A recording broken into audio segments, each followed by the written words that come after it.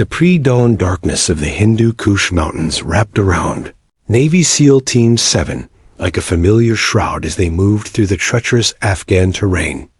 Petty Officer First Class Marcus Rivera felt the familiar weight of his tactical gear against his shoulders, each piece of equipment positioned exactly where muscle memory demanded after 12 years of special operations. His NVGs painted the rocky landscape in ethereal green hues, revealing a world of shadows and deadly possibilities that had become his second home over 3 brutal deployments. Rivera's breathing was controlled and rhythmic, each exhale barely visible in the thin mountain air at 9,000 feet elevation. Behind him, 20 yards back with the main element, his partner Rex moved with the fluid grace that made Belgian Malinois the elite choice for special operations units. A 3-year-old military working dog had been Rivera's constant companion for 18 months, their bond forged through countless hours of training and 7 previous combat missions where Rex had proven his worth time and again.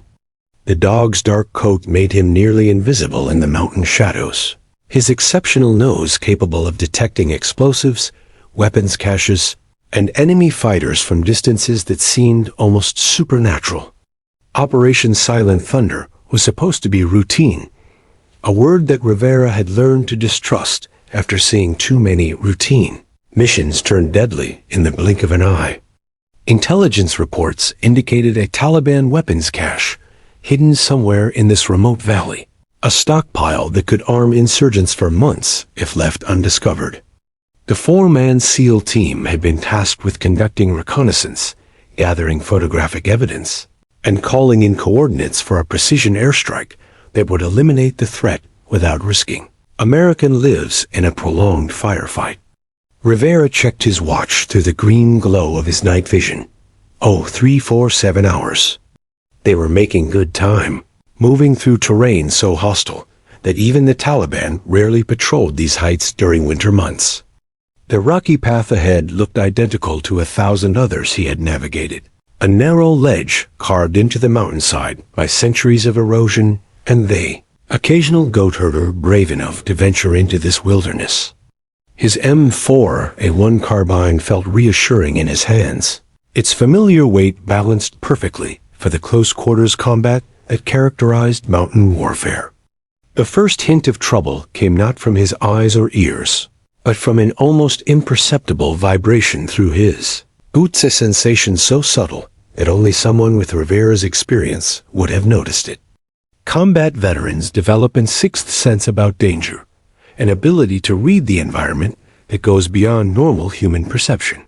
Something wasn't right about the path ahead, but his analytical mind couldn't identify the specific threat.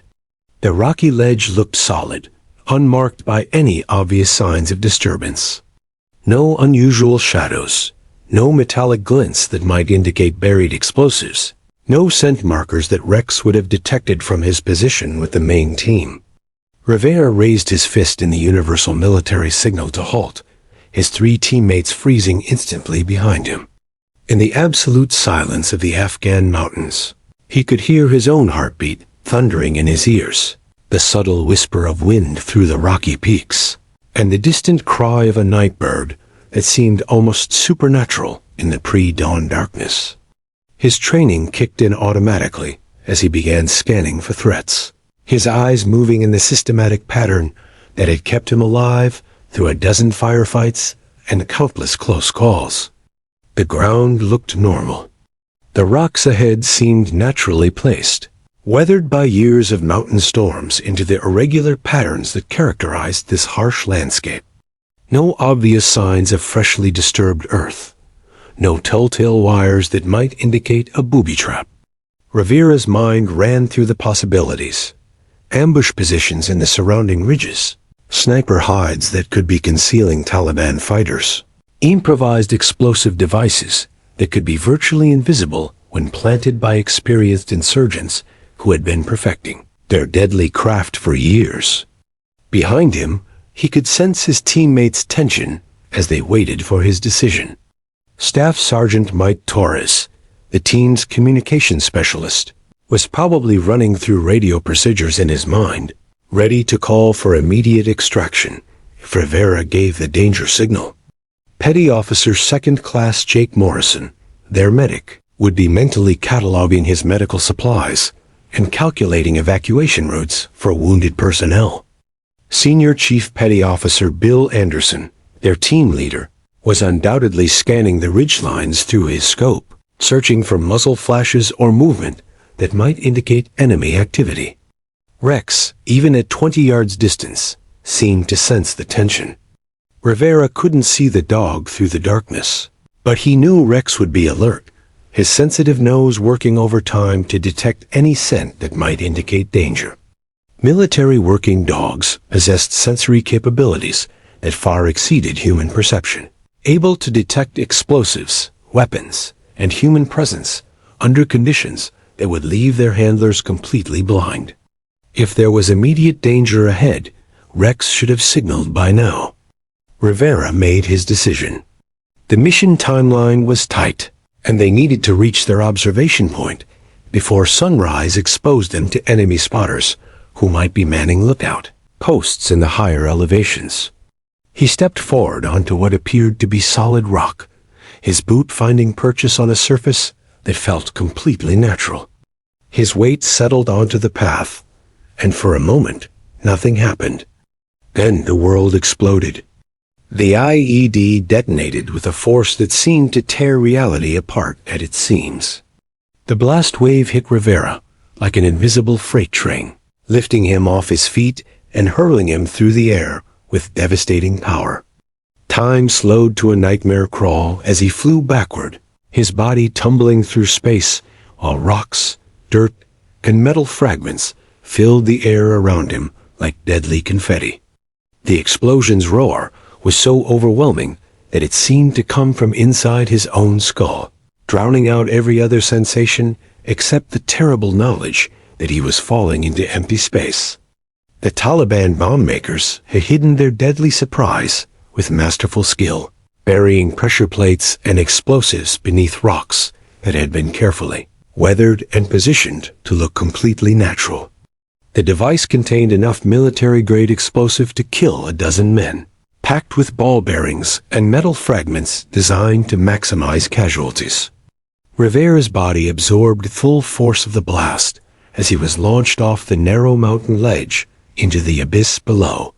His fall seemed to last forever, his body rotating slowly through the thin mountain air, while gravity pulled him toward the rocky canyon floor 60 feet below.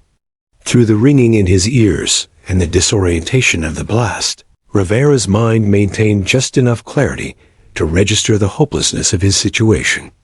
He was falling into a ravine so remote that his own team might never find his body, even if they survived the ambush that would certainly follow the explosion. Enemy fighters were probably already converging on the blast site, drawn by the sound of American blood being spilled in their mountain sanctuary. Rivera hit the rocky slope with bone-crushing impact, his body bouncing and rolling down the steep incline like a broken doll. Each contact with the unforgiving stone sent new waves of agony through his shattered frame, but the pain was distant and dreamlike, filtered through shock and adrenaline that wouldn't last much longer. His tactical gear, designed to protect him from enemy fire, became a liability as it caught on rocky protrusions and twisted his already damaged limbs into impossible angles. When he finally came to rest against a boulder near the bottom of the ravine, Rivera's world had contracted to a few basic sensations: the taste of blood in his mouth, a feeling of warm liquid spreading beneath his left leg, and the terrible silence that had replaced the explosion's roar. His night vision goggles were gone, leaving him in absolute darkness. His radio was destroyed, the plastic casing cracked, and the internal components scattered across the rocky slope above him. His rifle was nowhere to be found, probably lost during his tumbling descent into this natural tomb. Above him, he could hear voices, harsh, guttural words in Pashto that meant death for any American soldier unlucky enough to be captured alive. Taliban fighters were already searching the blast site, probably examining the blood trails and equipment fragments that would tell them whether their bomb had successfully killed the infidel invaders. Rivera pressed himself against the cold stone, knowing that discovery meant torture and execution. His death recorded on video for propaganda purposes that would haunt his family forever. His last coherent thought before consciousness began to fade was of Rex, somewhere up there in the darkness with his surviving teammates. The Belgian Malinois would be frantic with worry, searching for his handler's scent while the team prepared to extract under enemy fire. Rivera closed his eyes and let the darkness take him, unaware that 20 yards from the blast site, Rex had suddenly gone completely still, his head tilted toward the ravine, sensing something that would drive him to attempt the impossible.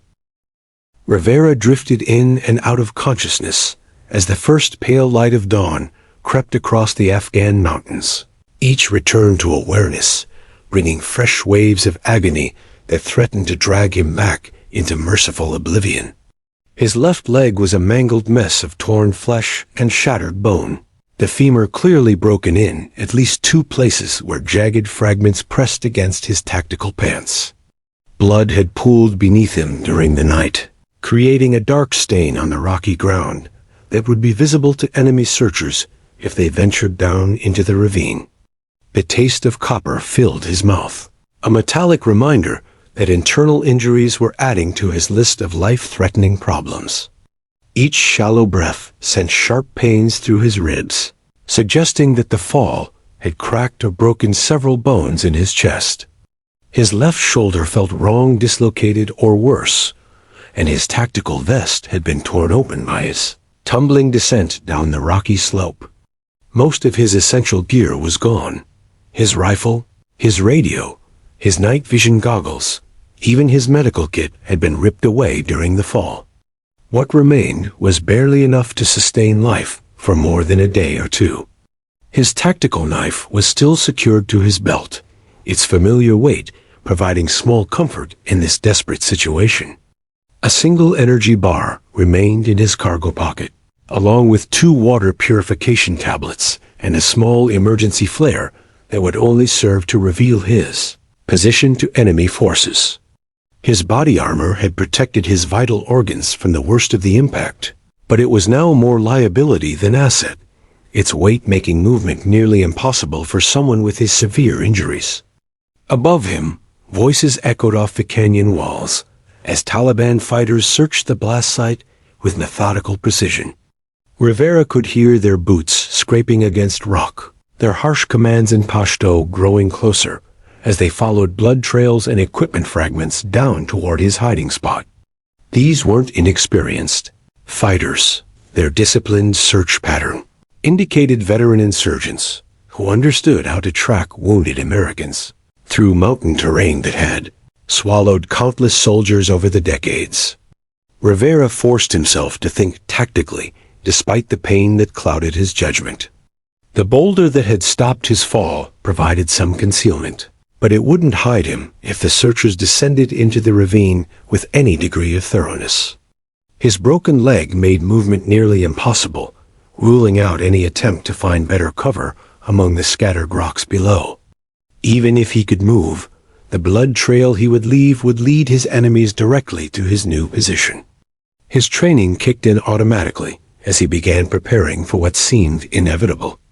Using his good arm, Rivera slowly removed his sidearm SIG Sauer P226 that had been his constant companion through 3 combat deployments. The pistol's familiar grip felt reassuring in his trembling hand, its weight representing his final means of controlling how this story would end. 15 rounds remained in the magazine, plus 1 in the chamber. More than enough to take several enemies with him, with 1 final bullet reserved for himself if capture seemed imminent. The Taliban's treatment of captured American soldiers was well documented through intelligence reports that haunted Rivera's nightmares.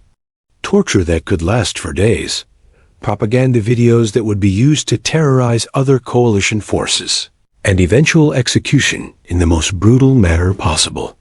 His family back in San Antonio would be spared the details, But Rivera knew exactly what awaited him if these fighters discovered his hiding place. As the morning sun climbed higher, casting harsh shadows across the ravine, Rivera began rationing his meager supplies with a systematic precision that had kept him alive through a dozen previous close calls.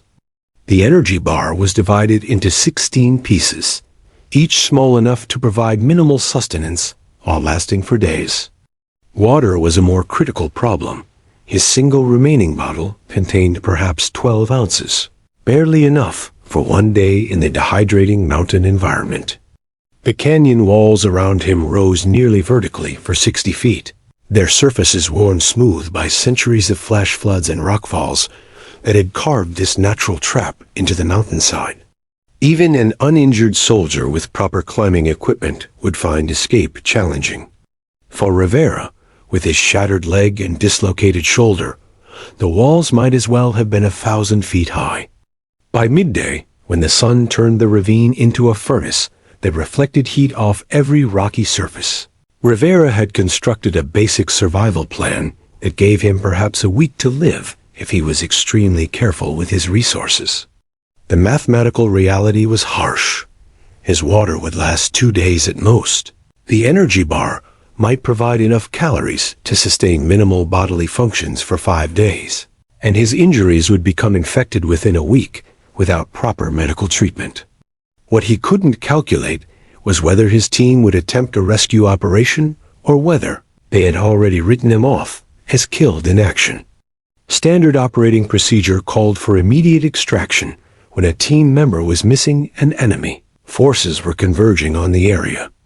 Rivera's teammates would have seen the explosion, witnessed him being hurled into the ravine, and made the tactical decision to preserve the remaining team members rather than risk additional casualties in a hopeless rescue attempt. The rational part of Rivera's mind understood and even approved of that decision. He had been part of similar calculations during previous operations, weighing the lives of wounded teammates against the survival of the unit. In the cold mathematics of special operations warfare, one man's life could never justify risking an entire team, especially when that man was almost certainly already dead. But another part of Rivera's consciousness, the primal survival instinct that had carried him through 12 years of combat, refused to accept defeat. His thoughts turned to Rex, who would be frantic with worry somewhere up there beyond the canyon rim. Military working dogs formed bonds with their handlers that transcended normal human-animal relationships, emotional connections that could drive them to extraordinary acts of loyalty and sacrifice.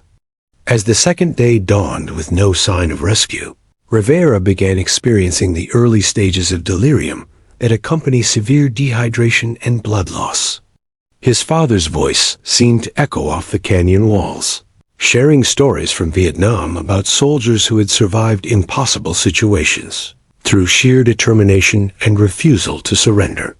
The conversations felt completely real, providing comfort that Rivera's rational mind knew was nothing more than oxygen-starved neurons firing random memories.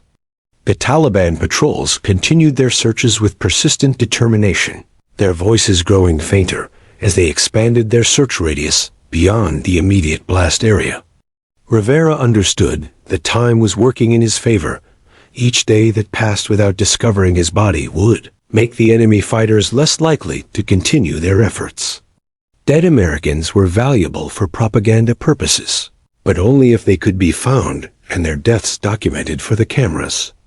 On the third night, as Rivera shivered against the brutal mountain cold that turned his breath into visible clouds, he began scratching his final message into the rock wall behind him. Using a sharp piece of shrapnel, he carved each letter slowly and deliberately. "Tell my family I died fighting. Marcus Rivera, SEAL Team 7, died with honor in service to his country."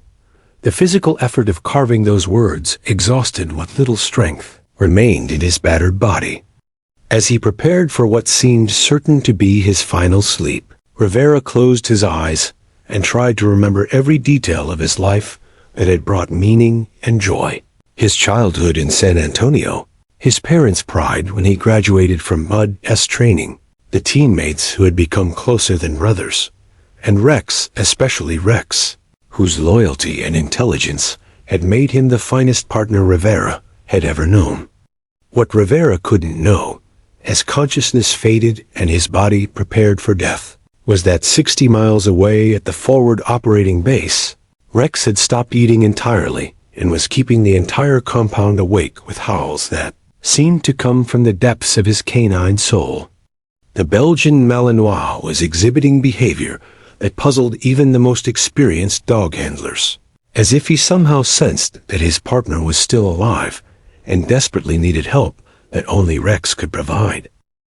Back at forward operating base Schenk, Rex's world had collapsed into a nightmare of confusion and desperate urgency that no human could fully comprehend. The 70-pound Belgian Malinois paced the perimeter of the compound with mechanical precision, his powerful legs carrying him in endless circles that wore visible paths in the dusty ground. His dark eyes, normally bright with intelligence and playful energy, had taken on a haunted quality that unsettled even the most battle-hardened soldiers who witnessed his distress. Staff Sergeant Jennifer Walsh, the unit's lead military working dog handler, had never encountered behavior like this in her 8 years of working with combat canines. Rex refused all food, turning away from his favorite treats with an indifference that bordered on contempt. Water barely passed his lips, and only when Walsh physically guided his muzzle to the bowl and held it there until his survival instincts forced him to drink. Sleep seemed impossible for the tormented animal. He would lie down for minutes at a time before springing back to his feet, whining softly as he stared toward the mountains where his handler had disappeared. The psychological bond between military working dogs and their handlers represents one of the most profound relationships in modern warfare, deeper than friendship and more reliable than any technological equipment. Rex and Rivera had been partners for 18 months, a period during which they had shared dangers, victories, and quiet moments that forged an emotional connection transcending the normal boundaries between species. The dog's canine brain couldn't process concepts like killed in action or missing presumed dead, but his enhanced senses detected something that human logic dismissed as impossible. Dr. Sarah Martinez, the unit's veterinarian, conducted a thorough examination of Rex on the second day after Rivera's disappearance, searching for physical explanations for the dog's dramatic behavioral changes. His vital signs were elevated, but not dangerously so. His muscle tone remained excellent despite his refusal to eat, and his sensory responses seemed even more acute than normal. What disturbed Martinez most was Rex's eyes. They held an intensity and focus that suggested the dog was processing information beyond human perception. "He's not grieving," Martinez told Walsh as they watched Rex through the veterinary clinic window. Grieving dogs show depression, lethargy, loss of interest in their surroundings. Rex is showing heightened alertness, increased sensory activity, and goal-directed behavior. It's almost like he's waiting for something specific to happen. The compound's other military working dogs seemed to sense Rex's distress and gave him wide berth, their pack instincts recognizing that something fundamental had shifted in the social dynamics of their small canine community. Rex's howls, which began each evening as the sun disappeared behind the mountain peaks, created an atmosphere of unease that affected every soldier on the base. The sound was unlike anything they had heard from a dog, a keening wail that seemed to carry grief, urgency, and something approaching desperation. Major Robert Chon, the base commander, found himself making decisions based partly on Rex's behavior, though he would never admit such irrationality in his official reports. The dog's obvious distress served as a constant reminder that Rivera's body had never been recovered, that somewhere in those hostile mountains, one of his soldiers might still be fighting for survival. Chon authorized extended search flights and increased drone surveillance of the blast area, operations that consumed resources and risked additional personnel for what intelligence assessments deemed a futile effort. On the fourth day, Rex's behavior escalated beyond anything the handlers had previously witnessed. The dog approached Walsh during the pre-dawn hours, his movements deliberate and almost human-like in their purposefulness. Rex positioned himself directly in front of her, maintaining unwavering eye contact while performing a series of actions that seemed designed to communicate specific information. He would look toward the mountains, bark once, then return his gaze to Walsh's face. The pattern repeated with mechanical precision, each repetition adding urgency to his message. "He's trying to tell us something," Walsh reported to Martinez during their morning briefing. "This isn't random distress behavior. Rex is attempting to communicate location-specific information, using body language and vocalizations that approximate human communication patterns." Martinez nodded, her scientific mind struggling to process observations that challenged everything she understood about canine cognitive capabilities. Military working dogs were highly intelligent, capable of learning complex tasks and responding to subtle environmental cues that humans might miss entirely. But Rex was displaying behavior that suggested abstract reasoning and intentional communication at levels that bordered on the impossible. The breakthrough came during a routine patrol on the 5th day, when Rex was included in a mission designed more to provide him with familiar activity than to accomplish any tactical objective. The patrol route took them within 2 miles of the blast site where Rivera had disappeared, close enough for Rex's extraordinary olfactory capabilities to detect molecular traces that had been carried by mountain winds across impossible distances. Rex suddenly stopped dead in his tracks, his entire body going rigid with an alertness that made every soldier in the patrol instantly scan for threats. His nose worked frantically, sorting through thousands of scent molecules to isolate the one signature that mattered more than his own survival. Rivera's scent, sweat, blood, fear, and the unique human pheromones that made each person identifiable to a dog's enhanced senses drifted through the thin mountain air like a ghost calling from the grave. The transformation in Rex was immediate and dramatic. The listless, grief-stricken animal disappeared, replaced by a focused predator whose every movement radiated determination and purpose. He began moving toward the mountains with a direct intensity that his handler had never witnessed, ignoring commands and responding to his name only by increasing his pace toward whatever destination his nose had identified. "Rex, heel!"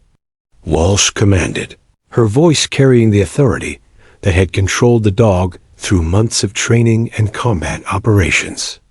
Rex turned to look at her, his eyes holding an expression that seemed almost human in its complexity, acknowledgement, regret, and an unmistakable communication that obedience was no longer possible. Then he bolted. The Belgian Malinois moved through the Afghan terrain with supernatural grace, his powerful hindquarters propelling him across rocky surfaces that would challenge human climbers using specialized equipment. His paws found purchase on seemingly impossible surfaces, his balance perfect as he navigated ledges barely wide enough for his body. The soldiers following him could only watch in amazement as Rex demonstrated athletic capabilities that exceeded every parameter in military working dog training manuals. Rex's route through the mountains defied human logic, following paths that didn't appear on any topographical map, and seemed to exist only in the dog's enhanced perception of the landscape. He moved with absolute confidence, never hesitating at intersections or pausing to reconsider his direction. His nose guided him through a maze of canyons and ridges that would have taken human trackers days to navigate, if they could find the route at all. As the pursuit continued through increasingly treacherous terrain, Walsh began to understand that Rex wasn't running away, he was leading them somewhere specific. The dog would pause occasionally to ensure the humans were still following, his eyes holding an urgency that transcended normal animal behavior.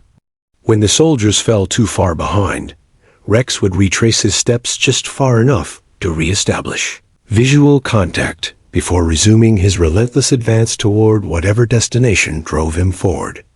The terrain became so dangerous Ed Walsh was forced to call for the patrol to halt, her responsibility for human lives overriding her desire to follow Rex wherever his mission was taking him. As the soldiers prepared to turn back toward base, Rex appeared on a ridge above them, his silhouette stark against the afternoon sky.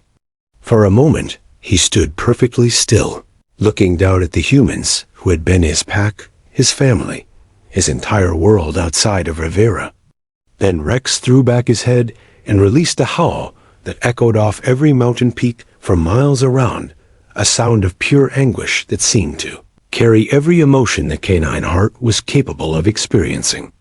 The soldiers below felt something fundamental shift in their understanding of what they were witnessing. This wasn't a dog following scent trails or responding to training commands. This was a soul on a mission that transcended species boundaries, driven by love and loyalty toward a destination that only Rex could find. As darkness fell over the Hindu Kush Mountains, Rex disappeared into terrain so hostile that even the Taliban avoided it during winter months, beginning a solitary journey that would test every limit of canine endurance and intelligence. Somewhere in the depths of those canyons, Rivera lay dying, unaware that salvation was approaching on 4 legs, guided by a heart that refused to accept the possibility of abandonment. Rex's discovery of Rivera in that desolate canyon represented a moment that would forever change military understanding of canine intelligence and devotion. The Belgian Malinois had traveled through 23 miles of some of the most treacherous terrain on Earth, navigating by scent alone through mountain passes that experienced Afghan guides would have deemed impassable. When he finally descended into the ravine where Rivera lay dying, Rex moved with the careful precision of a trauma medic, arriving at a critical scene. Rivera's condition was catastrophic. 6 days of exposure to the brutal Afghan elements had reduced the Navy SEAL to a barely recognizable shadow of the warrior who had survived countless combat operations. His skin had taken on the grayish pallor of severe dehydration, his lips cracked and bleeding from the dry mountain air that sucked moisture from his body with relentless efficiency. The makeshift tourniquet around his shattered leg had slowed the bleeding, but couldn't stop the infection that was spreading through his system like poison. When Rex's cold nose touched Rivera's face, the SEAL's eyes fluttered open with the slow, confused movement of someone emerging from a coma. For several seconds, Rivera stared at the dog without recognition, his fevered brain unable to process the impossibility of Rex's presence in this remote canyon. Hallucinations had been plaguing him for 2 days' conversations with dead teammates, visions of rescue helicopters that vanished when he tried to signal them, phantom sounds of his name being called across the rocky wasteland. Rex? Rivera's voice was barely a whisper, his throat so dry that forming words felt like swallowing glass. The sound that emerged was more croak than speech, but Rex's ears perked forward with immediate recognition. The dog's tail wagged once, a brief expression of joy that was quickly suppressed as his tactical instincts kicked in. Rex had found his handler, but both their lives now depended on maintaining absolute silence during daylight hours when Taliban patrols were most active. Rex's first action demonstrated an understanding of survival priorities that astounded military behaviorists who would later study video footage captured by Rivera's helmet camera. Instead of celebrating their reunion with the excited barking and jumping that characterized normal dog behavior, Rex immediately assessed Rivera's physical condition with systematic thoroughness. The dog sniffed Rivera's wounds, examined his injury sites, and positioned himself to share body heat with his handler's hypothermic frame. The warmth that flowed from Rex's body into Rivera's core represented more than physical comfort. It was life itself being transferred from one being to another through the simple act of contact. Rivera had been slowly freezing to death, his body temperature dropping degree by degree as his weakened circulatory system failed to maintain proper heat distribution. Rex's presence raised Rivera's core temperature by several critical degrees, pulling him back from the edge of hypothermic unconsciousness that would have been irreversible. But Rex's most remarkable behavior was yet to come. The dog began leaving Rivera for short periods, always returning with small amounts of water, carried carefully in his mouth from mountain pools that existed in hidden crevices throughout the canyon system. Military working dogs are trained to retrieve objects, but carrying water without specialized equipment requires a level of innovation and problem-solving that suggests abstract reasoning capabilities rarely documented in any species outside humans. Rex had somehow learned to cup his tongue in a way that created a small reservoir, allowing him to transport precious drops of water across hundreds of yards of rocky terrain without losing more than a few ounces. Each trip took him nearly an hour locating water sources, carefully filling his mouth, navigating the treacherous return journey, and delivering the life-sustaining liquid to Rivera's cracked lips. The process was repeated throughout the day with mechanical precision, as if Rex had calculated exactly how much water Rivera needed to survive and was executing a systematic hydration plan. The water tasted like salvation to Rivera, each drop containing minerals and trace elements that his dehydrated system desperately needed. But more important than the physical sustenance was the psychological impact of Rex's presence. For 6 days, Rivera had been preparing to die alone, abandoned in a canyon that would serve as his unmarked grave. Now he had a companion, a partner whose loyalty transcended every rational explanation for why a dog would venture into hostile territory to find a single human being. As the sun reached its zenith and turned the canyon into a furnace that reflected heat off every rocky surface, Rex demonstrated another level of tactical awareness that seemed almost supernatural. The dog positioned himself to cast shadow across Rivera's exposed skin, preventing further dehydration from direct sunlight while maintaining a perfect vantage point to observe potential threats. Rex's ears rotated constantly, scanning for sounds that might indicate approaching danger. His sensitive hearing, capable of detecting footsteps or voices from distances that would leave humans completely unaware of enemy presence. When Taliban fighters passed along the canyon rim above them, their voices echoing off the stone walls as they continued their search for American survivors, Rex became a statue. The dog's entire body went rigid with concentration, every muscle locked in place, while his eyes tracked movement far overhead. Rivera, despite his weakened condition, understood that their survival depended on absolute silence. He controlled his breathing, suppressed the coughs that wanted to emerge from his damaged lungs, and trusted Rex's judgment about when danger was present. The intelligence Rex displayed during these tense moments challenged every assumption about animal cognition. The dog seemed to understand that different types of sounds represented varying levels of threat. Distant helicopter rotors meant potential rescue, but approaching footsteps required immediate concealment.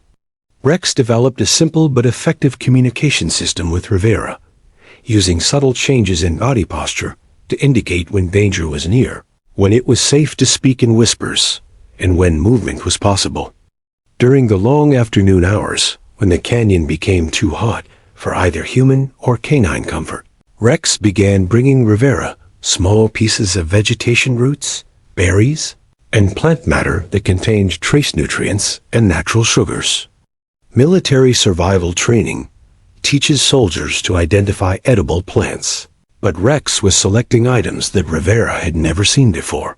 Mountain flora that existed only in the highest elevations, where specialized vegetation had adapted to extreme conditions.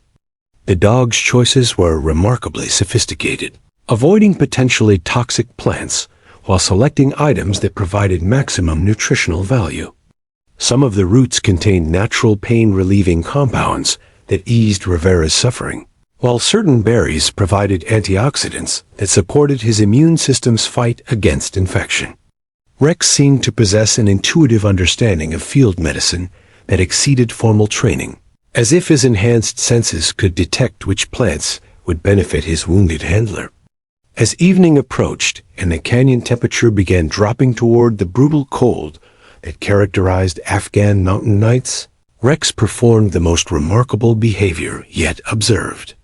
The dog began collecting small rocks and arranging them in a precise pattern around Rivera's position, creating a windbreak that would channel cold air away from his handler while reflecting residual heat from the sun-warmed stones back toward Rivera's body. The engineering involved in Rex's construction project suggested spatial reasoning and cause and effect, understanding that approached human-level problem-solving.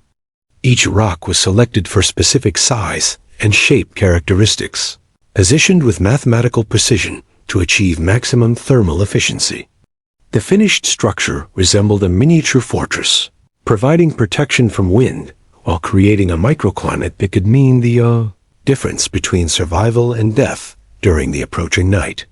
When darkness finally claimed the canyon, Rex settled against Rivera's side with the satisfied exhaustion of someone who had completed essential work. The dog's body heat, combined with his carefully constructed shelter, created an environment where Rivera's core temperature remained stable throughout the night for the first time since his fall. As Rivera drifted toward his first real sleep in days, he felt Rex's steady breathing against his chest and understood that he was no longer facing death alone. The bond between them had transcended the normal relationship between soldier and military working dog, becoming something that challenged the boundaries between species and redefined the meaning of loyalty under impossible circumstances. Rex had transformed from companion to guardian angel, using intelligence and devotion to create miracles in a place where miracles seemed impossible. Back at Forward Operating Base Shank, Rex's mysterious nighttime disappearances had become the most discussed phenomenon among soldiers, who had witnessed everything from suicide bombings to firefights that lasted for hours. Each evening, as the sun disappeared behind the jagged peaks of the Hindu Kush Mountains, Rex would vanish from the compound with the stealth of a ghost, somehow bypassing perimeter security that was designed to detect infiltrating Taliban fighters. Morning would bring his return, but the condition he arrived in told a story that no human could fully comprehend. Staff Sergeant Jennifer Walsh documented Rex's physical state with scientific precision that bordered on obsession. The dog's paws were cut and bleeding from rocky terrain that would challenge human mountaineers wearing specialized boots. His dark coat was matted with mountain debris pine needles from trees that grew only at extreme elevations, mineral deposits from underground streams, and dust from limestone formations that existed nowhere near the base. Most disturbing were the traces of blood that weren't his own, crimson stains that laboratory analysis would later identify as human. Dr. Sarah Martinez, the unit's veterinarian, found herself conducting examinations that felt more like forensic investigations than routine medical checkups. Rex's muscle development had actually increased despite his refusal to eat regular meals, suggesting that his nocturnal activities involved sustained physical exertion at levels that exceeded normal training regimens. His cardiovascular conditioning had improved dramatically, his resting heart rate dropping to levels typically seen only in elite endurance athletes. "Look at these paw prints," Martinez told Walsh, pointing to photographs taken in the compound's dusty ground. The depth and spacing indicate Rex is carrying additional weight during his return trips, something heavy enough to alter his gait pattern and leave deeper impressions in surfaces that barely show human boot prints. The weight Rex was carrying remained a mystery that consumed the veterinary team's attention. Military working dogs are trained to carry equipment, but Rex's load seemed inconsistent with any standard gear configuration. The pattern of his movements suggested something awkward and bulky, cargo that required careful balance and frequent adjustments during transport. More puzzling was the fact that Rex never brought anything back to the base. Whatever he was carrying was being delivered somewhere else entirely. Walsh began following Rex during his evening departures, using night vision equipment and tracking skills honed through years of special operations experience. The Belgian Malinois moved through the Afghan landscape with supernatural awareness, somehow detecting her presence despite her advanced training in covert surveillance. Rex would stop, turn to look directly at her hiding position, and communicate through body language that seemed almost human in its complexity: acknowledgement, disappointment, and an unmistakable request for privacy. "He knows I'm following him," Walsh reported to Martinez during their daily briefings. "Rex is deliberately evading human observation while maintaining behavior patterns that suggest he's completing mission-critical tasks. This isn't random wandering or grief-induced confusion. He's operating with purpose and intelligence that exceeds every parameter in military working dog training protocols." The breakthrough came on the seventh night, when Captain Martinez decided to abandon covert observation in favor of direct communication. As Rex prepared for his nightly departure, she positioned herself directly in his path and began speaking to him with the same tone and cadence used for mission briefings. The effect was immediate, and startling. Rex stopped, sat at attention, and maintained unwavering eye contact while she spoke. "Rex, if Rivera is alive, I need you to help me understand how to find him," Martinez said, feeling slightly ridiculous for conducting a tactical briefing with a dog. "Can you show me where you've been going?" Rex's response shattered every assumption about the cognitive limitations of military working dogs. The Belgian Malinois stood and walked to a tactical map that was posted on the operations center wall, a detailed topographical representation of the surrounding mountains that included elevation markers, known enemy positions, and recent patrol routes. Rex placed his front paws against the wall and began moving his nose across the map surface with deliberate precision, pausing at specific locations while maintaining eye contact with Martinez. The intelligence Rex displayed during this interaction would later be classified and studied by animal behaviorists from the Pentagon's most secretive research divisions. The dog was not randomly indicating positions on the map. He was tracing a specific route through mountain terrain, marking waypoints and identifying landmarks, with accuracy that suggested he could read topographical symbols and understand scale relationships. Rex's nose touched every elevation marker along a path that led from the base to a remote canyon system that didn't appear on standard military maps.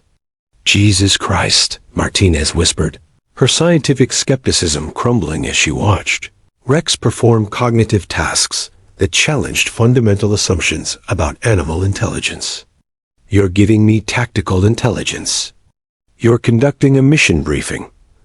Rex's behavior became even more sophisticated as Martinez began asking specific questions.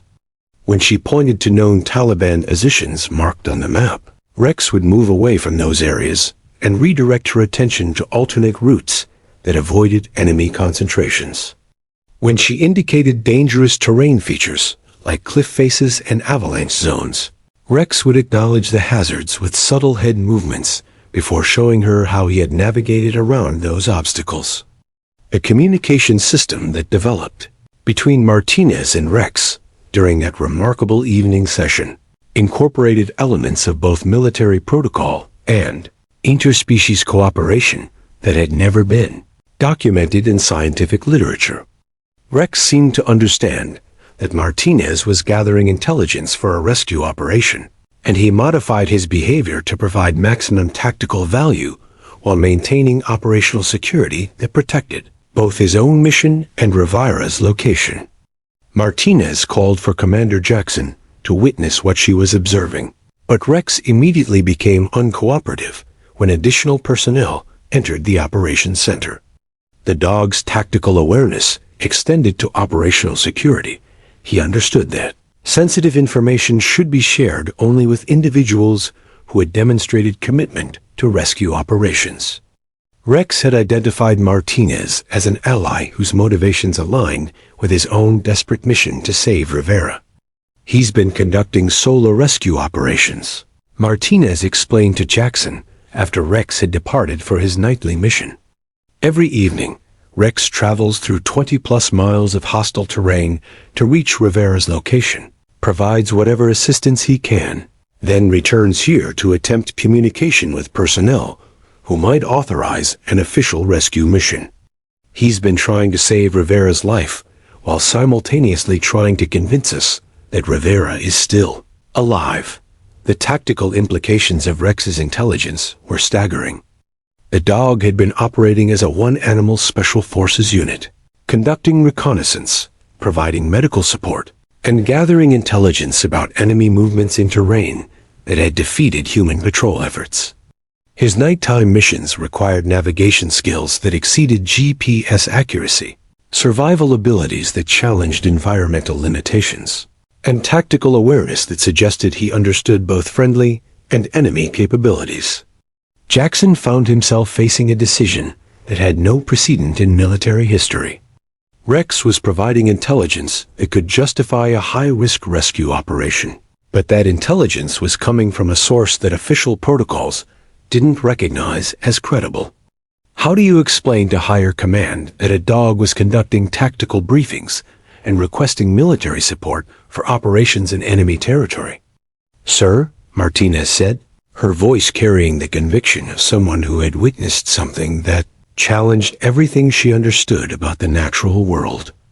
"Rex isn't just telling us that Rivera is alive. He's showing us exactly where to find him and how to get there safely. This dog has been conducting the most successful intelligence-gathering operation of this entire deployment." As Rex disappeared into the Afghan night for what would prove to be his final solo mission, Martinez began planning an operation that would test whether human military technology could match the intelligence and devotion of one Belgian, Malinaw, who refused to abandon his partner.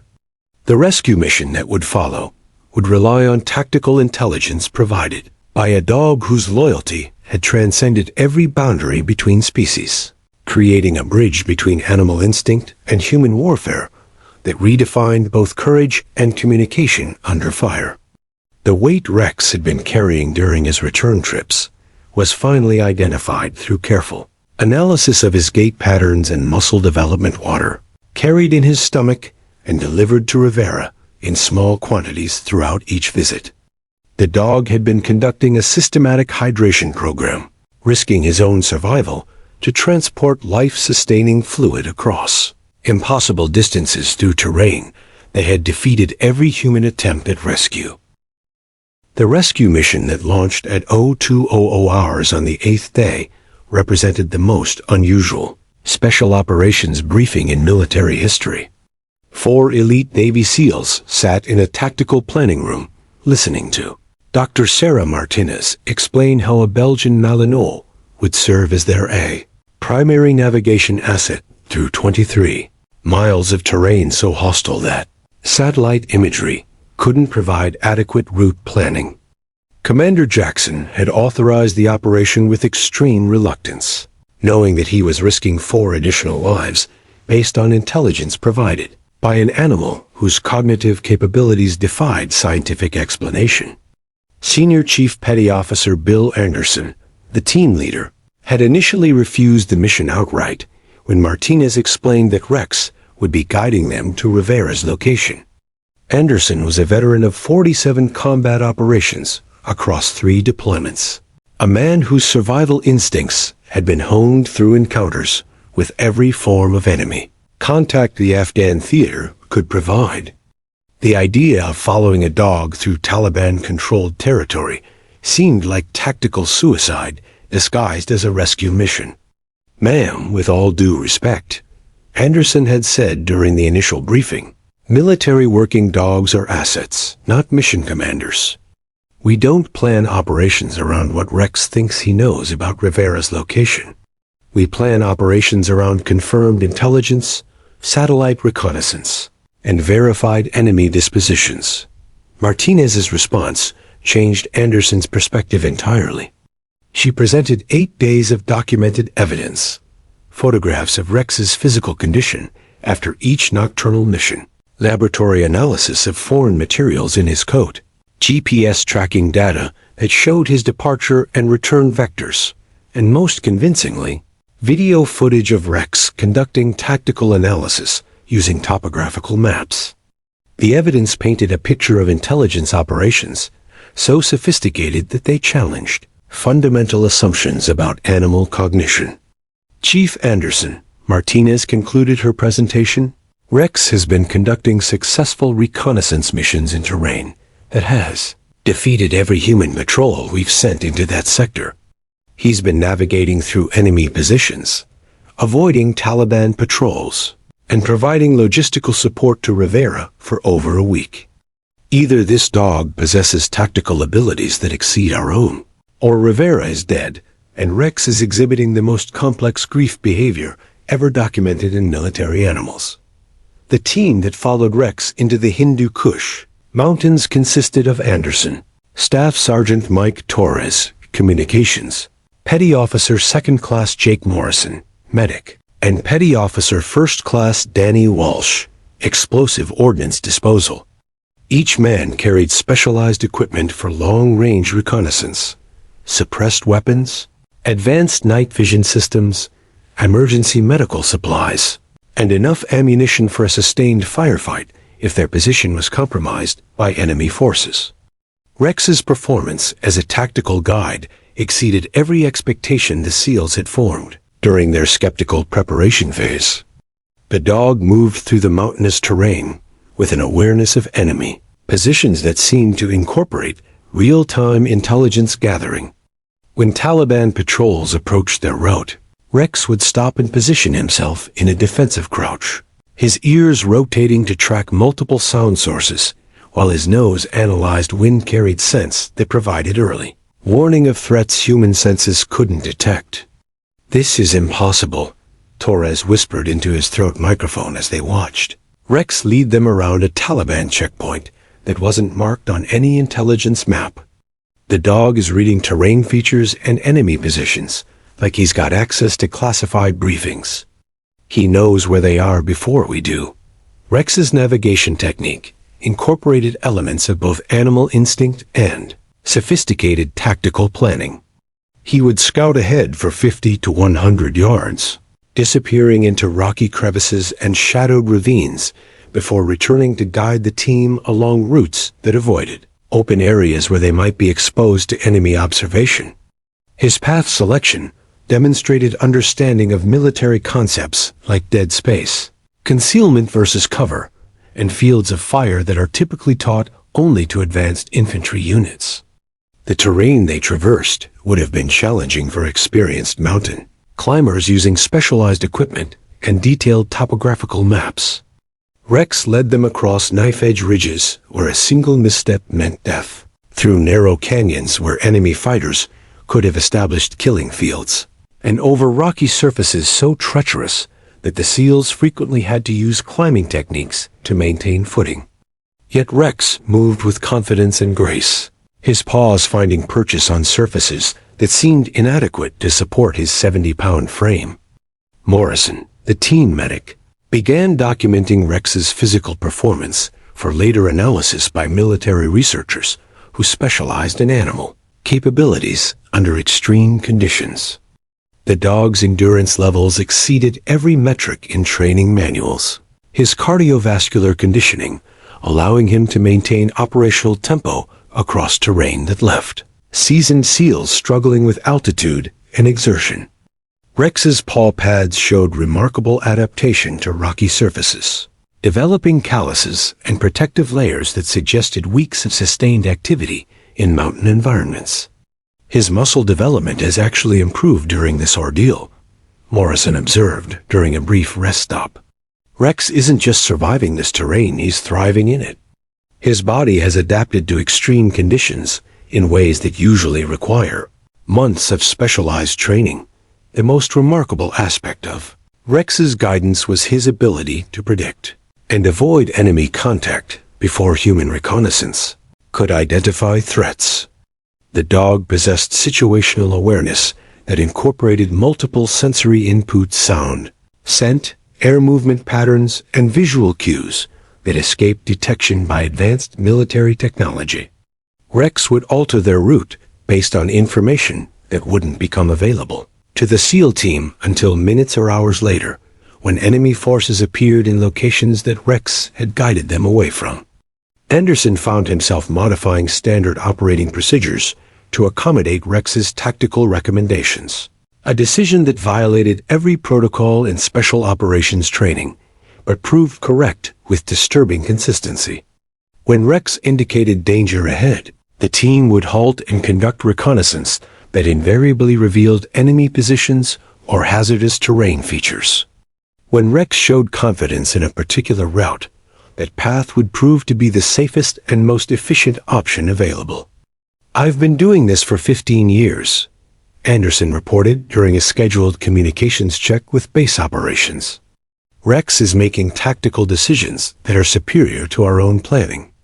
This dog has better situational awareness than our intelligence sections." As they approached the canyon system where Rivera was hidden, Rex's behavior became even more sophisticated. The dog began using hand signals and body language that communicated specific tactical information: enemy strength, direction of movement, threat levels, and recommended responses. Rex had somehow learned to interface with human military communication systems, adapting his natural behaviors to convey information that tactical teams could understand and act upon. The final approach to Rivera's location required the team to descend into a ravine system that offered perfect concealment from enemy observation, but also created potential trap if Taliban forces detected their presence. Rex led them through a maze of rocky passages that seemed designed by nature to confuse and disorient human navigation. The dog's route avoided dead ends, bypassed unstable rock formations that could trigger landslides, and brought them to Rivera's position through an approach vector that provided multiple escape routes if extraction became necessary. When Rex finally stopped and looked back at the SEAL team with obvious expectation, Anderson understood that they had reached their destination. The dog's entire demeanor changed from tactical guide to anxious companion, his focus shifting from military mission to personal reunion with the partner he had been trying to save for 8 desperate days and nights. "Rivera should be directly ahead," Anderson whispered into his radio, though the phrase felt inadequate to describe what they had just experienced. Rex hadn't simply guided them to a location. He had conducted the most sophisticated navigation and reconnaissance mission any of them had ever witnessed, using intelligence-gathering capabilities that challenged everything they understood about the boundaries between human and animal consciousness. As they prepared to descend into the ravine where Rivera lay dying, each member of the team understood that they had been privileged to witness something that transcended normal military experience. Rex had transformed from military working dog to tactical genius, using love and loyalty to achieve what advanced technology and human expertise had deemed impossible. The scene that greeted the SEAL rescue team when they finally reached Rivera's position defied every assumption they had formed about combat survival and the limits of human endurance. Rivera lay propped against the canyon wall in a carefully constructed shelter that demonstrated engineering principles sophisticated enough to impress military survival instructors. Rex had built a thermal regulation system using strategically placed rocks, creating a microclimate that had kept Rivera alive through 8 nights of brutal Afghan mountain cold that regularly dropped below freezing. Petty Officer Jake Morrison, the team medic, immediately began his assessment, while the other SEALs established a defensive perimeter around the narrow canyon floor. Rivera's vital signs were weak but stable, his pulse steady but regular, his breathing shallow but consistent. The infection in his shattered leg had progressed to dangerous levels, spreading red tendrils of sepsis up his thigh that indicated his immune system was losing its battle against bacterial invasion. Without immediate medical intervention, Rivera had perhaps hours before septic shock would claim his life. "Jesus Christ, Marcus," Morrison whispered as he began emergency treatment procedures. "How the hell are you still breathing?" Rivera's eyes fluttered open at the sound of his name, focusing with difficulty on Morrison's face before moving to Rex. who had positioned himself protectively beside his handler, despite the frantic medical activity surrounding them. "Rex found me," Rivera croaked, his voice barely audible after 8 days of dehydration and minimal vocal use. "Kept me alive. Water, food, warmth, everything." His words came in fragments, each phrase requiring tremendous effort to produce. But the message was clear enough to send chills through every member of the rescue team. Rex hadn't simply located Rivera. He had been conducting a sustained life support operation, using intelligence and resourcefulness that challenged fundamental assumptions about animal capabilities. Morrison's medical examination revealed the extent of Rex's sophisticated care. Rivera's wounds had been kept clean through a process that defied explanation. Somehow, Rex had been bringing him materials that possessed natural antiseptic properties, plant extracts and mineral-rich water that had slowed infection and promoted healing. The dog's saliva contained enzymes that had actually accelerated tissue repair around Rivera's injuries, a phenomenon that would later be studied by military medical researchers seeking to understand the biochemical basis for Rex's therapeutic interventions. Senior Chief Anderson coordinated extraction procedures while monitoring radio traffic that indicated their window of opportunity was rapidly closing. Taliban forces had detected unusual activity in the canyon system and were mobilizing response teams from 3 different directions. Enemy fighters were converging on their position with the methodical precision of experienced mountain warfare specialists who understood how to use terrain advantages to trap American forces in killing zones. "Base, this is Rescue 1. Anderson transmitted through encrypted communications. "We have located Rivera. He's alive but critical. Request immediate dust-off to grid coordinates. I'm transmitting now." The coordinates placed them in a canyon so narrow that helicopter extraction would require flying skills that pushed the boundaries of what was possible with military aircraft operating at extreme altitude in hostile territory. Chief Warrant Officer David Kim, piloting the UH-60 Black Hawk designated for the extraction mission, received Anderson's coordinates with a mixture of professional excitement and tactical dread. The canyon system appeared on his navigation displays as a geological nightmare of vertical walls rising nearly 300 feet on both sides, unpredictable wind patterns created by mountain thermals, and approach vectors that exposed his aircraft to enemy fire from multiple elevated positions. "Rescue 1, this is Dustoff 7, Kim responded over the radio. "Understand your position is in a narrow canyon with limited maneuvering space. Be advised, we're seeing significant enemy movement converging on your area from the north, east, and southwest. This is going to be a hot extraction." As the rescue team prepared Rivera for transport, Rex's behavior became increasingly agitated. The dog seemed to understand that evacuation meant leaving the place where he had spent 8 days fighting to keep his handler alive. But his tactical instincts also detected the approaching danger that threatened to turn their rescue into a firefight. Rex positioned himself between Rivera and the most likely direction of enemy approach, his body tense with readiness to defend his partner with his life if necessary. The sound of the approaching Black Hawk echoed off the canyon walls like thunder, announcing their presence to every Taliban fighter within miles of their position. Kim piloted the aircraft through an approach that required flying barely 20 feet above the canyon floor, his rotor tips clearing the rocky walls with margins measured in inches rather than feet. The helicopter's downwash created a hurricane of dust and debris that reduced visibility to near zero, while making communication nearly impossible. As Kim fought to maintain position in the swirling chaos of rotor wash and mountain winds, enemy fire erupted from the canyon rim above them. Muzzle flashes lit up the rocky walls like deadly fireworks as Taliban fighters opened fire with automatic weapons and rocket-propelled grenades that screamed through the narrow airspace with terrifying accuracy. The Black Hawk's armor absorbed multiple hits from small arms fire, the metallic impacts creating a staccato rhythm that competed with the rotor noise, taking fire from multiple positions. Kim reported over the radio while fighting to keep his aircraft stable in the treacherous flying conditions. "Get Rivera loaded now. We can't maintain position much longer." Morrison and Torres worked frantically to secure Rivera to a stretcher, while Anderson and Walsh returned suppressive fire toward enemy positions that seemed to materialize from every crevice in the canyon walls. Rex, despite the chaos of combat erupting around him, refused to board the helicopter until Rivera was safely inside first.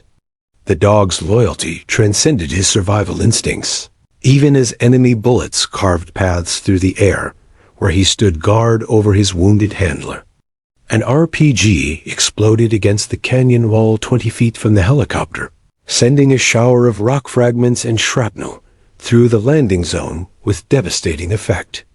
Rex was caught in the blast radius, hot metal fragments tearing through his hindquarters and rear legs, painting his dark coat with bright red blood that stood out starkly against the dust-covered landing area. The explosion knocked the dog off his feet, but he struggled back to standing position and continued his protective vigil over Rivera. "Rex is hit," Morrison shouted over the noise of combat and rotor blades. "He's bleeding badly, but still mobile." The medic faced an impossible choice: treat the wounded dog or focus his attention on Rivera, whose life hung in the balance as enemy fire intensified around their position. Kim made the decision for him. "Everyone on board now. We're taking too much fire to maintain position." The pilot began lifting off, even before the loading process was complete, trading safety protocols for the split-second timing that would determine whether anyone survived the extraction. Rex, despite his wounds and obvious pain, refused assistance from the rescue team. The dog summoned every reserve of strength and determination to leap into the helicopter under his own power, his powerful hindquarters propelling him through the aircraft's door, despite the shrapnel wounds that left bloody paw prints on the metal deck. Once inside, Rex immediately crawled to Rivera's stretcher and positioned himself beside his handler, maintaining physical contact even as Morrison worked to stabilize both patients during the harrowing flight to medical facilities. The flight to Bagram Airfield became a desperate race against time, as both Rivera and Rex fought battles that would determine their survival. Rivera's blood pressure was dropping steadily as septic shock began shutting down his organs, while Rex's shrapnel wounds had severed major blood vessels that threatened to cause fatal hemorrhaging. Morrison split his attention between human and canine patients, applying emergency trauma procedures that pushed his medical training to its absolute limits. "Bagram Tower, this is Dustoff 7 declaring a medical emergency," Kim transmitted as they approached the airfield. "I have 2 critical patients on board, 1 human, 1 military working dog. Both require immediate surgical intervention upon landing."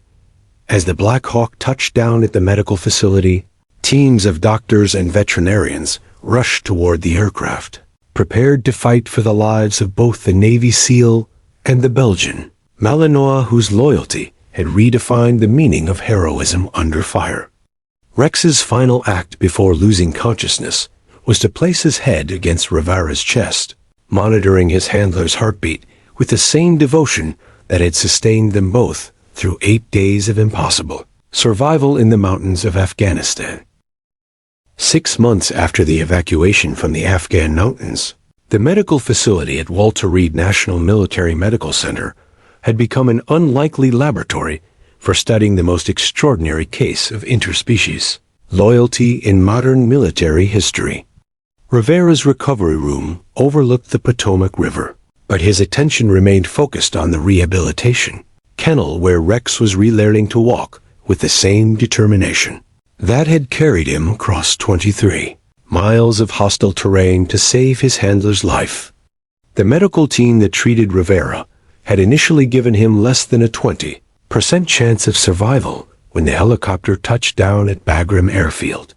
Septic shock had shut down his kidneys, his blood pressure had dropped to levels barely compatible with consciousness, and the infection in his shattered leg had spread through his bloodstream like poison. Dr. Elizabeth Chun, a trauma surgeon who led Rivera's treatment, later described his condition as clinically dead with a heartbeat that refused to stop. 3 emergency surgeries were required to save Rivera's leg, each procedure fighting against infection that had become resistant to conventional antibiotics.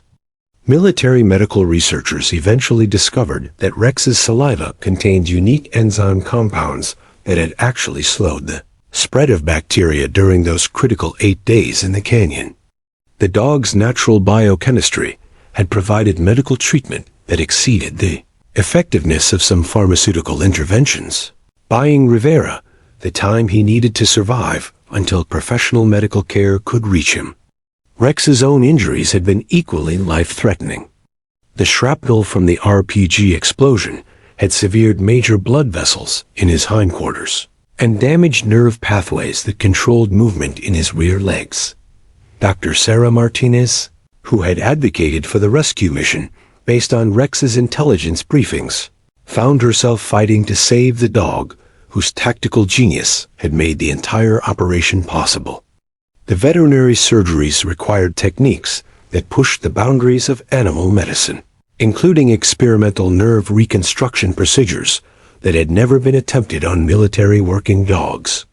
The bond between Rivera and Rex became the focal point of rehabilitation efforts that challenged conventional approaches to both human and veterinary medicine. When Rivera was conscious enough to understand his situation, his first question wasn't about his own injuries. It was about Rex's condition and prognosis for recovery. Similarly, Rex showed no interest in food, exercise, or interaction with other dogs until he could be brought to Rivera's room for daily visits that seemed to accelerate healing for both patients. Dr. Michael Harrison, a neurologist specializing in trauma recovery, documented the psychological effects of their separation and reunion with scientific precision that bordered on amazement. Rivera's vital signs improve measurably when Rex enters his room, Harrison noted in his research files. Heart rate stabilizes, blood pressure normalizes, and pain medication requirements decrease significantly. Similarly, Rex's stress hormones drop to normal levels only when he's in physical contact with Rivera. They're not just emotionally connected, they're physiologically interdependent. Military's investigation into Rex's tactical performance during the rescue operation produced classified reports that fundamentally altered training protocols for military working dogs throughout all branches of the armed forces. Animal behaviorists from the Pentagon's most secretive research divisions studied hours of video footage, analyzing Rex's navigation techniques, tactical decision-making processes, and communication methods that had exceeded every parameter in existing training manuals. Colonel Patricia Walsh, who headed the investigation, concluded that Rex had demonstrated cognitive capabilities that challenged basic assumptions about animal intelligence. Rex wasn't simply following scent trails or responding to conditioned behaviors.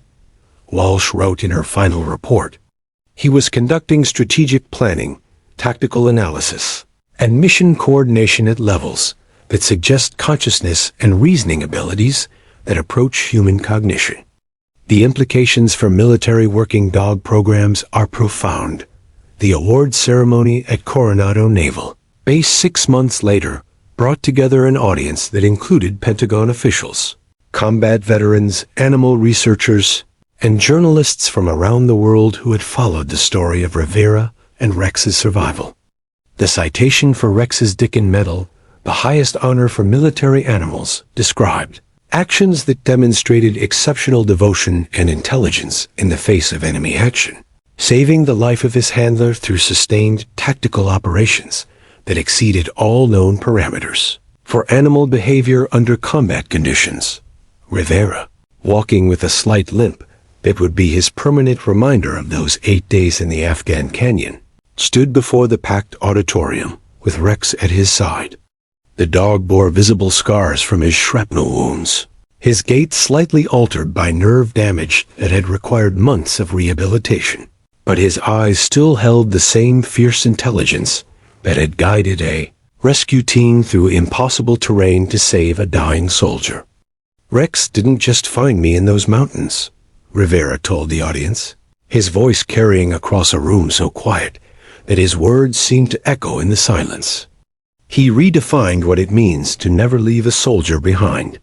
For 8 days and nights, he fought a one-dog war against death itself, using intelligence and loyalty that challenged everything we thought we knew about the boundaries between species. The scientific community had attempted to analyze Rex's behavior through conventional frameworks of animal psychology, but their efforts consistently failed to explain the sophisticated reasoning and tactical awareness the dog had demonstrated. Rex had somehow understood that Rivera's survival required not just rescue, but sustained medical care, hydration management, thermal regulation, and protection from enemy forces. The dog had executed a comprehensive survival plan that incorporated elements of field medicine, tactical engineering, and strategic thinking that seemed to transcend normal animal cognition. Dr. Martinez, who had first recognized Rex's attempts at tactical communication, spoke to the audience about the broader implications of what they had witnessed. Rex forced us to reconsider fundamental assumptions about animal consciousness and intelligence, she explained. His actions suggest that the emotional bonds between military working dogs and their handlers can trigger cognitive capabilities that exceed normal behavioral parameters. Love, it seems, can unlock intellectual potential that we're only beginning to understand. Rivera knelt beside Rex as the ceremony concluded, his hands running through the dog's dark coat that still bore the scars of their shared ordeal. The audience watched in respectful silence as man and dog shared a moment of connection that seemed to transcend the formal military setting. Rex's tail wagged once a brief expression of contentment that spoke volumes about the depth of their bond. The story of Rivera and Rex became required reading at military academies and training facilities throughout the armed forces, serving as a testament to the extraordinary capabilities that emerge when human courage meets animal devotion. Their experience challenged scientists, inspired soldiers, and redefined the relationship between handlers and military working dogs in ways that would influence training programs for generations to come. As Rivera and Rex walked together across the parade ground at Coronado, their synchronized steps reflecting months of shared rehabilitation, everyone present understood they had witnessed something that transcended normal military experience. Rex had proven that heroes come in many forms, that intelligence knows no species boundaries, and that love can accomplish miracles that defy scientific explanation. The Belgian Malinois, who had once been described as simply a military asset, had become something far more significant, a bridge between human warfare and animal consciousness that demonstrated the extraordinary potential that emerges when loyalty transcends the boundaries of species, creating bonds strong enough to overcome impossible odds and redefine the very meaning of heroism under fire.